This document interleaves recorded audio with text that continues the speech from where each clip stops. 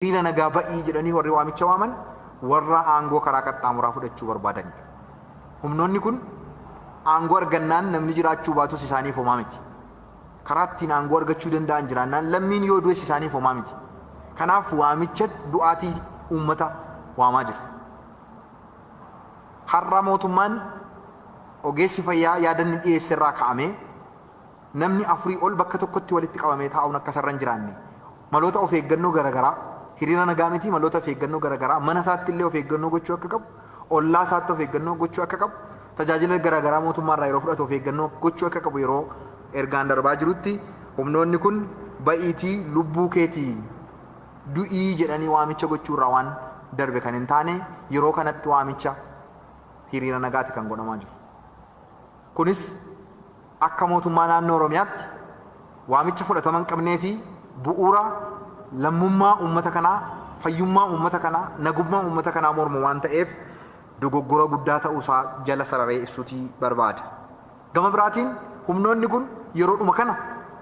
dhiibbaa goone sanaan aangoo qabachuudha qabnaa karaa jedhuun ololli gaggeeffamaa jiru bifa garaagaraatiin kan ibsamaa jiru. Kanaaf waamichi godhamaa jiru sun gonkumaa fudhatama kan hin qabne aangoo mootummaa filannootiin ala aangoo mootummaa paartiin siyaasaa walitti qabatee qircatu akka hin jiraanne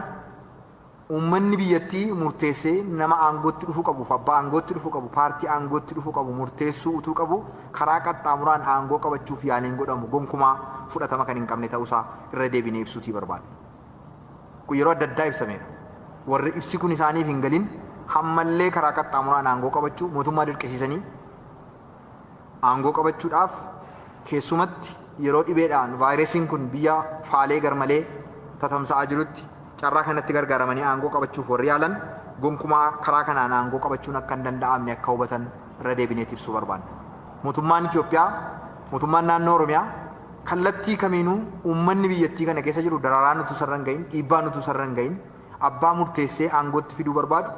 abbaa murteessee aangootti fiduu danda'u yeroo isaatti murteessee aangootti fiduu akka qabu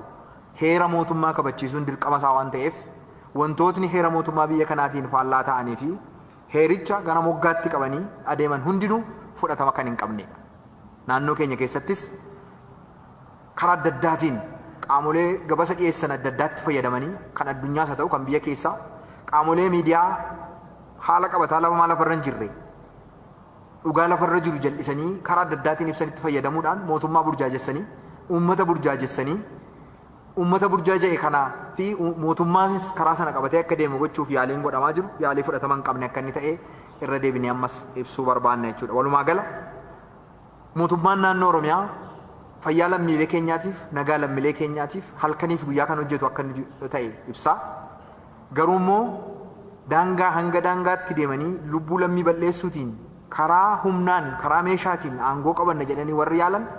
karaan kun kan hin danda'amnee fi kan isan baafne akka inni ta'e ammallee irra deebi'ee hubachiisuutii barbaada. Karaan kun karaa lamaan deemamaa jira. Karaa tokkoon carraan yoo argamte karaa nagaatiin paartii siyaasaa nagaa fakkaatee biyya keessa akka socho'uun karaa sanaan aangoo qabachuuf yaalii gochuutiin karaa biraatiin hooggansa mootummaa sadarkaa garaagaraatti jiru doorsisuuf ajjeesuutiin shororkeessuutiin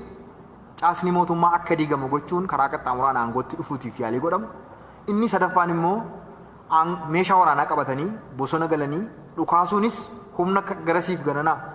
socho'u hunda of cina hiriirsanii deemuutiin biyya diiguuf yaalii godhamaa jiru akka inni ta'e uummanni Oromoos akka inni beeku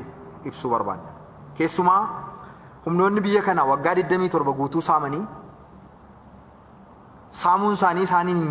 hin geenye jedhanii da'oo qabatanii Maqaleetti galanii achi ta'anii biyyi kun nagaa akka hin taane naannoon Oromiyaa keessumaa nagaa akka hin taane humnoota nagaa Oromiyaa keessatti booressaniif